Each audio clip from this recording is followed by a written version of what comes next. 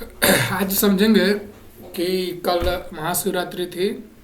तो महाशिवरात्रि में बहुत एक फेमस मंत्र होता है, जैसे बहुत ही फेमस होता है मंत्र। जैसे मंत्र है ओम त्र्यंबकम यजामहे सुगंधि पुष्टिवर्धनम उर्वारुकिमिव बंधना ना अमृत मूर्छिय नामृताता। अब मंत्र तो सभी लोग पढ़ते हैं, लेकिन इसका अर्थ शायद मुझे लगता है कोई जानता तो है नहीं। अब उनसे कहो तो लोग कहते हैं कि जानते तो हम दवाई में, हम तो ये भी नहीं जानते हैं कि दवाई में क्या क्या होता है, लेकिन तब भी दवाई खाते हैं तो फायदा करता है ना। वैसे ही मंत्र भी पढ़ लेंगे तो मंत्र का अर्थ समझे चाहे ना समझे, नाम ले रहा है ना तो फायदा कर देगा। तो दवाई की बात अलग है, और जो मंत्र पढ़ा जाता है वो तो चित्त के लिए पढ़ा जाता है, यानी कि मन के लिए पढ़ा जाता है। मन की बात अलग है। दवाई काम कर देगा बिना समझे, लेकिन जो मंत्र है उसको बिना समझे दोहराते गए तो उससे कोई फायदा है नहीं। बिना समझे किसी भी चीज़ को दोहराना, उससे क्या फायदा, कोई फायदा नहीं है। तो आज यही समझेंगे आखिर में ये जो मंत्र है इसका वास्तविक अर्थ क्या होता है। सबसे पहले बात तो ये समझ लीजिए, कोई भी चीज़ हो, अगर बिना समझे आप उसको केवल रटेंगे तो आपके अंदर एक प्रकार से डर बैठेगा, बस, उसके अलावा कुछ नहीं होगा। कुछ टाइम के लिए कि हाँ मैंने कुछ किया है, कुछ सीखा, कुछ टाइम के लिए आपके दिमाग को शांति मिल सकती है, लेकिन उसके बाद वो आपके अंदर एक डर के रूप में बैठ जाएगा। अगर ना समझी हुई तो बोध की समस्या यानी कि ज्ञान की समस्या होगी। जैसे ही ज्ञान की समस्या होती है, इंसान भले ही शरीर से ताकतवर हो लेकिन मानसिक रूप से कमजोर हो जाता है। जैसे अब मानसिक कमजोरी क्या होती है, आप लोग छोटे होंगे तो वाला कहानी सुने होंगे, हाथी वाला कहानी सब लोग सुने होंगे कि जब हाथी छोटी रहती है तो उसे एक छोटे से खूंटे में बांध दिया जाता है, तो प्रयास करती है उसको तोड़ने के, नहीं तोड़ पाती है। 1 साल और बड़ी होती है, फिर प्रयास करती है तोड़ने के, नहीं तोड़ पाती है। ऐसे 15 साल तक होता है और छोटे से खूंटे में बंधी रहती है। ऐसे ही जब 20 साल तक हो जाता है तो उसे लगता है कि अब इस समय 15 साल तक कोशिश की, अब सोची कि अभी इससे निकल नहीं रहा, तो अब मैं निकल नहीं पाऊंगी, यानी कि मेरे अंदर उतनी ताकत है नहीं। अब वो जब 60-70 साल की होती है, अब तो उसका शरीर एकदम बड़ा हो गया। अब वो अगर चाहे तो खूंटा को 1 मिनट में तोड़ सकती है, लेकिन वो नहीं तोड़ पाती, क्योंकि उसका जो बिलीफ सिस्टम होता है वो वैसा ही बन जाता है। तो ये होता है अगर आप बिना किसी भी चीज़ को बिना समझे फॉलो करेंगे, अगर आपको कोई बताने वाला नहीं है कि हाँ इसका रियल मीनिंग है क्या। ये तो अभी आज तो मैं खाली केवल महाशिवरात्रि का मतलब महामृत्युंजय मंत्र का तो बताऊंगा। हनुमान चालीसा हो गया, चाहे रामचरितमानस हो गया, उसको समझना पढ़ने से ज़्यादा जरूरी है उसको समझना। जिस दिन समझ गए उस दिन लगभग सारी समस्याएं खत्म हो ही जाएंगी। अब दूसरा आता है कि फिर से लोग कहते हैं कि नहीं नहीं तुम गलत हो। वैसे भी जिस तरह दवाई को बिना समझे खाते हैं तभी काम करता है, वैसे ही मंत्र भी काम कर लेगा। मैं देखता हूँ लोग दिन भर साल भर एक ही मंत्र जपते रहते हैं, कुछ जीवन में परिवर्तन ही नहीं आया, वैसे ही थे वैसे ही रहेंगे। क्योंकि कबीरदास जी क्या कहते हैं कि मीन सदा जल में रहे धोए बास न जाए। लोग कहते हैं कि किसी भी चीज़ को धोने से वो साफ हो जाता है, लेकिन जो मछली होती है वो तो हमेशा जल में ही रहती है, लेकिन जब वो तो जिंदगी भर जल में ही रहती है, लेकिन जब उसको निकालते तभी वो महकती है। तो कहने का मतलब ये है कि जब तक मन से शुद्धि नहीं होगा मतलब जब तक मन से शुद्धि नहीं होगा तब तक बाहर से शुद्धि करने का कोई फायदा है नहीं। यानी जब तक, अब मन से शुद्धि कब मिलेगा, जब समझेगा कोई किसी भी चीज़ को। तो आइए शुरू करते हैं समझना कि महामृत्युंजय जो मंत्र है इसका अर्थ वास्तव में होता क्या है। तो सबसे पहले महामृत्युंजय में श्लोक में आता है ओम। सबसे पहले हम ओम का अर्थ समझते हैं। बहुत सारे लोग तो ओम का भी अर्थ नहीं जानते हैं, बस ओम ओम देव शांति शांति शांति, बस ओम चिल्लाते रहते हैं, उसका अर्थ किसी को नहीं पता आता है। सबसे पहले ओम का अर्थ समझते हैं। देखिए ओम 3 शब्दों से मिलकर बना है, अ उ और म से। ओम 3 शब्दों से मिलकर बना है, अ उ और म से। अब देखिए अ का अर्थ क्या होता है। अ का अर्थ होता है जागृत अवस्था, और मतलब होता है जागृत अवस्था। उ का मतलब होता है स्वप्न, और म का मतलब होता है सुसुप्ति। यानी कि वो मतलब हमें स्वप्न यानी कि सुसुप्ति अवस्था से जागृत अवस्था में ले चलिए, ये होता है मंत्र का मतलब। यानी कि सुसुप्ति से मतलब जो मैं अपने जो मेरा चित्त सुसुप्त अवस्था में है, सोई हुई अवस्था में है, उसको जागृति की ओर ले जाना, उसके लिए ओम कहा जाता है। ये होता है ओम का वास्तविक अर्थ। यानी कि सुसुप्ति अवस्था से मन मतलब स्वप्न यानी कि चित्त को जागृत अवस्था में लेकर जाने की क्रिया को हम कहते हैं ओम। ये हो गया ओम का अर्थ। आगे आता है त्र्यंबकम। त्र्यंबकम का मतलब होता है त्र से पहले आ गया त्र, यानी त्र मतलब तीन, अम्बक मतलब आंख, यानी कि जिसकी तीन आंखें हो। अब कहेंगे तीन आंखें किसकी होती हैं, किसी की नहीं होती हैं। ध्यान सुनिए, जो हम लोग की दो आंखें होती हैं संसार को देखने के लिए होती हैं। इसके अलावा जो यहाँ पर शिव जी का आप लोग तीसरी आंख देखते हैं, वो उससे संसार को नहीं देखते, वो उससे अपने चित्त को देखते हैं। तो त्र्यंबकम का अंबक मतलब होता है नेत्र, मतलब आंखें। मतलब क्या कहा जा रहा है, हे तीन आंखों वाले महादेव, अब जो मेरा दो आंख है इससे तो मैं दुनिया को देखता हूँ समझता हूँ, लेकिन जो मेरी तीसरी आंख है उसे खोलो, क्योंकि उससे मैं जो चेतना की तीनों अवस्थाएं होती हैं, सुसुप्ति, जागृति और जो बताया हो ना, सुसुप्ति अवस्था, जागृत अवस्था, स्वप्न अवस्था, इससे मैं ऊपर उठ सकूं, उसके लिए तीसरी आंख का प्रयोग होता है। ये हो गया त्र्यंबकम का अर्थ, यानी कि जो हमारी दोनों आंखें हो तो उससे हम समान दुनिया देखेंगे, समझेंगे, बुझेंगे, लेकिन जो हमारी तीसरी आंखें हैं उससे हम अपने चित्त से अपने आप को मुक्ति की ओर जाएंगे, अपने चित्त को ऊपर उठाएंगे। मुख्य रूप से कहने का मतलब यही है। अब बात आती है कि आखिर में तीसरी आंख मतलब अब पता चला तीसरी आंख क्या होता है, जिससे हम मुक्ति को प्राप्त करें, उसे कहते हैं तीसरी आंखें। उसको एक तरह से कह सकते हैं मुक्ति या अद्वैत की ओर प्रवेश करना, मतलब द्वैत मतलब दो, अद्वैत मतलब तीसरी आंख, यानी कि मतलब द्वैत से अद्वैत की ओर प्रवेश करना ही क्या कहलाता है, मुक्ति कहलाता है, शंकराचार्य कहते हैं। अब सिर्फ उसी से बात करो जो स्वयं को दोष स्वयं को देख सकता है। इसका एक मतलब ये भी होता है कि जो दो आंख से तो हम दुनिया देख सकते हैं, लेकिन जो हमारी तीसरी आंख होती है उससे हम स्वयं को देख सकते हैं, इसीलिए तीसरी आंख का वर्णन किया गया है। यानी कि जो स्वयं को देखता है यानी कि उसकी तीसरी आंख खुल गई है। वास्तव में कोई आंख थोड़ी खुलेगी, अंदर होता है, वो तो दर्शाने के लिए है ना। तो जो स्वयं को देख सकता है वह उसी की तीसरी आंख जागृत है, यानी कि वही त्र्यंबकम है। मुख्य रूप से ये मतलब हो गया। दो आंखों से देखने वालों से बात करने में अपना समय नष्ट क्यों करना। उसमें कहा जा रहा है कि जिसकी दो आंखें केवल है उससे बात करने में अपना समय नष्ट मत करो। यानी कि जो खुद को जो अपने आप को नहीं देख सकता, यानी जो त्र्यंबकम नहीं है, उससे बात करने, उससे बोलने समझने में अपना समय क्यों नष्ट करोगे, ये कह रहा है त्र्यंबकम मतलब। आगे है ओम त्र्यंबकम यजामहे। यजामहे, अब यजामहे मतलब क्या होता है,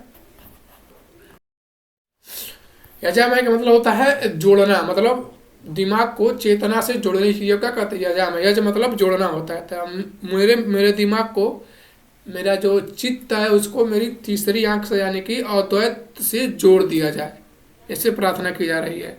सुगंधित पुष्पवर्धनम। अब सुगंधी मतलब होता है सूक्ष्मता।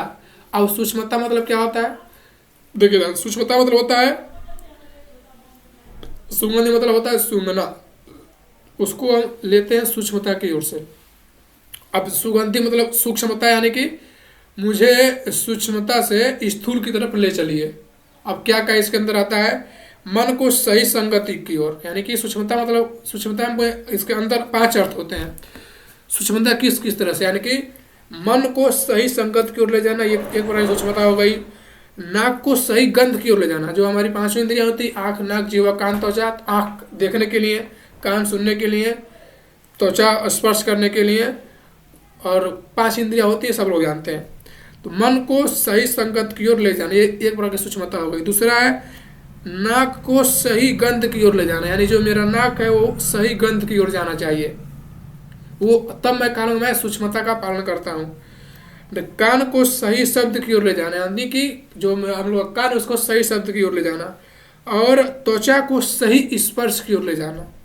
जो व्यक्ति पांचों कामों को करता है वो शिव के समान हो जाता है। ये वास्तविक अर्थ होता है सुगंधि का। आगे क्या कह रहा है कि सब सुगंधि में पांच जाती, मतलब जो हमारी पांचों इंद्रियां हैं उसको सही दिशा की ओर लगाना, उसको सही चित्त की ओर लगाना, ये उसका वास्तविक अर्थ होता है। आगे पुष्टिवर्धन यानी कि अहंकार को आत्मा तक ले जाने के लिए। जो हम लोग होते वो मैं यानी कि जो इंसान होता है वो अहंकार होता है, अहंकार का एक प्रतिरूप होता है। तो अहंकार को आत्मा तक ले जाने की प्रक्रिया को कहते हैं पुष्टिवर्धन, यानी कि जो मेरी सूक्ष्मता है, यानी कि जो मेरी पांचों इंद्रियां हैं जो अहंकार में डूबी हुई हैं, उसको सूक्ष्मता की ओर यानी कि पुष्टिवर्धनम करते हुए उसको सूक्ष्मता की ओर ले चलिए। ये इसका वास्तविक अर्थ हो गया। पुष्टिवर्धन मतलब वो है जो ताकत देते हैं, यानी कि जो मेरी इंद्रियों को ताकत देते हैं, मैं केवल उधर की ओर ही जाऊंगा। पुष्टिवर्धनम आप कब कहलाएंगे, आप कहलाएंगे कि आप पुष्टिवर्धनम है जब आप अपनी आदतों को जब आप अपनी पुरानी आदतों को छोड़ पा रहे हैं और नई आदतों को अपना पा रहे हैं। इस क्रिया को कहते हैं आप शिवत्व को प्राप्त हो चुके हैं, यानी कि जो इंसान अपनी पुरानी आदतों को छोड़कर नई आदतों को अपना लेता है, समझ लीजिए वो पुष्टिवर्धनम हो गया है उसका, और वो शिवत्व को प्रदान हो गया है। ये होता है इसका वास्तविक अर्थ। अब आगे कह रहा है कि अब इसके बाद कबीरदास जी का एक दोहा दिया है, बार बार के मूढ़ते भीड़ न बैकुंठ जाए। अब यही कह रहा है कि बार बार फिर से कहा जा रहा है कि रटो मत किसी चीज को, समझो किसी चीज को। अब इसका उदाहरण दे रहा है, क्यों ऐसा क्यों कहा जा रहा है कि किसी भी चीज को समझना चाहिए। तो कह रहा है कि बार बार के मूढ़ते भेड़ न बैकुंठ जाए, यानी कि भेड़ के शरीर से बार बार ऊन निकाल जाता है लेकिन वो बैकुंठ नहीं जाती है। ठीक वैसे ही अगर बार बार तुम किसी चीज को रट रहे हो तो तुम्हें कुछ नहीं मिलेगा, तोताइजेशन हो गया, तोता बन जाओगे। अब आगे आता है, अब इतना तो क्या ओम त्र्यंबकम यजामहे सुगंधि पुष्टिवर्धन, ये इतना इसका अर्थ हुआ। उर्वारुकमिव, दूसरा लाइन का अर्थ है उर्वारुकमिव, यानी कि एक शब्दार्थ। अब इसका अर्थ क्या होता है? उर्वारुकमिव का मतलब होता है, उर्वारुक मतलब यहाँ पर जब आप लोग 10-11 होंगे तो अलंकार पढ़े होंगे, तो ये एक प्रकार से उपमा अलंकार लिया गया है, यानी कि उपमा अलंकार अर्थालंकार के तीनों प्रकार में से आता है। तो अब उपमा मतलब किसी चीज से तुलना करके बताई जाएगी। उर्वारु की मतलब क्या होता है? जिस प्रकार कंकड़ी अपने आप को बेल से अलग हो जाती है। अब कंकड़ी क्या होता है? तो काकर एक फल होता है, जब वो पकता है तो उसको तोड़ना नहीं पड़ता है। अब मतलब कोई तोड़ा टूट जाएगा, लेकिन जब वो पक जाता है तो उसको वो अपने आप ही जो जिस मतलब पत्ते से या जिस टहनी से लगा होता है वो अपने आप निकल जाता है। तो कहा जा रहा है कि कंकड़ी अपने बेल से अलग हो जाती है, यानी कि जिस प्रकार कंकड़ी पक करके अपने बेल से अलग हो जाती है, ठीक वैसे ही मैं भी अध्यात्म को प्राप्त कर करके मैं भी पक करके अपनी सारी बुरी चित्तों से निकल करके द्वैत मतलब अद्वैत की ओर चला जाऊं। इसका मतलब हुआ उर्वारुकमिव का, यानी कि मैं भी पक जाऊं, अलग हो जाऊं। अहंकार जैसे अहंकार मतलब मैं भी पक जाऊं, मतलब पक जाऊं यानी कि मेरे अंदर अच्छे चित्त भर जाएं और मैं अहंकार से ऊपर उठ जाऊं, और जैसे कंकड़ी पककर अलग हो जाती है वैसे ही मैं भी सभी भ्रमों से अलग हो जाऊंगा। सुख क्या है? सुख एक प्रकार से भ्रम है, आराम क्या है? एक प्रकार का भ्रम है। यानी कि कहा जा रहा है कि जिस कंकड़ी पक कर अपने आप उस बेल से अलग हो जाती है वैसे ही मैं भी मतलब अहंकार से उठकर अलग हो जाऊं। ये अर्थ हुआ उर्वारुकमिव का।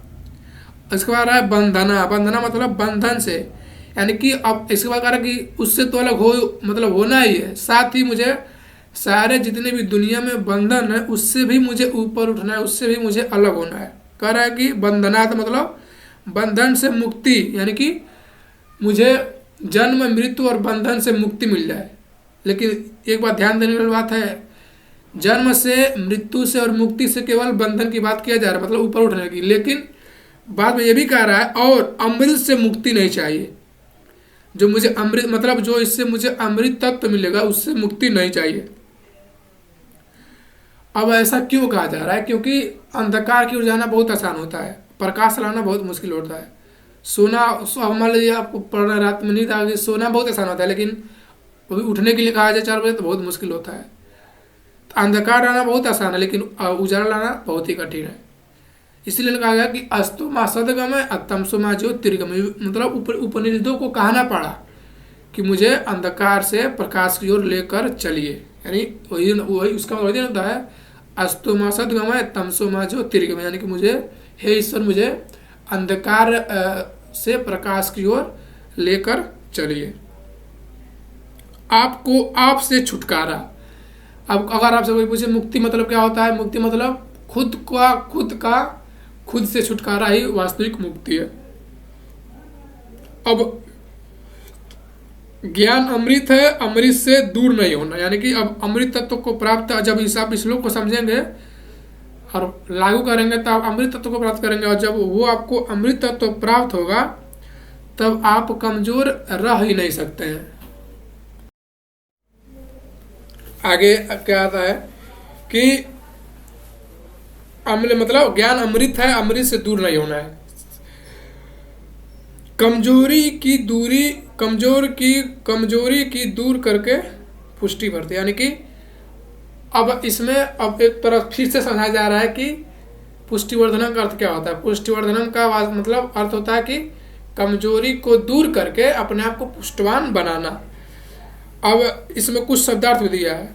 कमजोरी को दूर करके पुष्टि बढ़ती, यानी कि जो अमृत होता है वो क्या करता है, अमृत तत्व होता है वो कमजोरी को दूर करके पुष्टि बढ़ता है। और शिव, यानी कि जो शिव बार बार लिया था, शिव शिव शिव, शिव का अर्थ होता है तोड़ना। शिव जी शिव तांडव करते हैं, क्यों? क्योंकि वो अपने आप को तोड़ते हैं। अब तोड़ना, किसको तोड़ना? आगे दिया है कि तोड़ना अपनी बुरी आदतों को, अपनी बुरी चित्तों को, अपनी बुरी आदतों और चित्तों को तोड़ने को ही हम कहते हैं शिव। अब क्या उसमें कहने का मतलब क्या है कि अब ये सब करने के लिए 2 रास्ते हैं, या तो सब छोड़ छोड़ कहीं हिमालय चले जाइए, या तो कमल के समान हो जाइए। यानी कि कीचड़ में रहकर, कमल एक ऐसा फूल होता है जो कीचड़ में रहता है लेकिन कीचड़ को अपने ऊपर टिकने नहीं देता है, तो आपको वैसे ही बनना पड़ेगा कमल के समान। समाज में रहना है लेकिन समाज से अलग होकर रहना है, समाज की पिछलग्गू नहीं करनी है, भीड़ को फॉलो नहीं करना है। तो कमल रहता कीचड़ में लेकिन कीचड़ उस पर टिक नहीं पाती, बस वैसा ही बनना है। उसी का मतलब होता है वास्तविक संन्यास। संन्यास मतलब थोड़ी ना सब कुछ छोड़ छाड़ दिए चले गए हिमालय में। ये भगौड़े लोग होते हैं जो जिंदगी में हार जाते हैं, कुछ कर नहीं पाते। जिंदगी की जो लड़ाई होती है उसको उनको सामना करने की क्षमता होती नहीं है।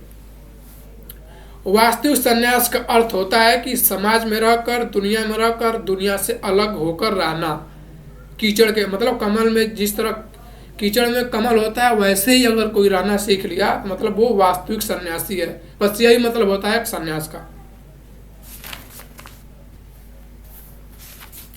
और सन्यासी बनने के लिए आग होनी चाहिए दिल में, सोते समय जागते समय लगातार आग दागती रहनी चाहिए, नहीं तो कीचड़ कोई ना कोई आकर उछाल के चला जाएगा और आपके ऊपर कीचड़ लग जाएगा। अगर आप सोचे थोड़ा सा भी आराम करने के लिए तो समझ लीजिए आपके ऊपर कीचड़ उछालने वाले बहुत लोग मिल जाएंगे। अगर जिस दिन आप ठंडे हो गए तो ठंडे लोग का कुछ नहीं होता है, ठंडे लोग नकार दिए जाते हैं, समय के साथ भुला दिए जाते हैं। जो कुछ भी हो रहा है पूछो मतलब किसी भी सन्यासी की जिंदगी में जो कुछ भी हो रहा है उससे प्रश्न करना चाहिए, मुझे फंसा रहा है या मुझे आजाद कर रहा है। इसको बिना जानने वास्तविक साधना हो ही नहीं सकती है।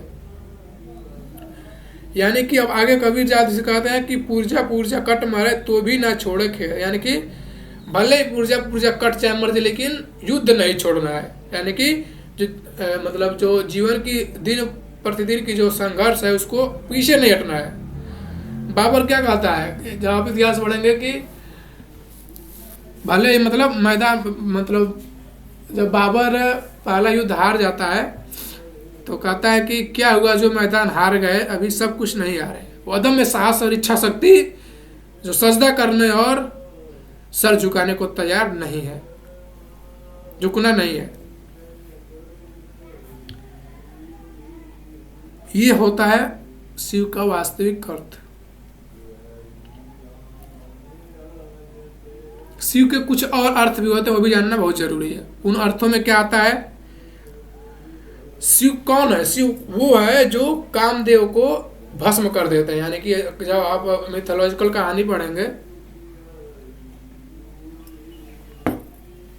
तो उसमें आप पढ़ेंगे कि शिव जी कामदेव, यानी कि जो काम वृत्ति को इंसान के शरीर में उत्पन्न करता है, उसको वो भस्म कर दिए थे। काम मतलब कामना, मतलब जो इंसान शरीर में कामना उत्पन्न होती है, उसके देवता होते हैं कामदेव। तो उनको अपनी तीसरी आंखों से खोलकर उनको भस्म कर दिए थे। यानी कि जो भी मतलब अपनी कामना को जलाकर भस्म कर दे वो शिव। पहला शिव का मतलब ये हो गया, जो भी अपनी कामनाओं को भस्म कर देगा वो मतलब शिव हो गया।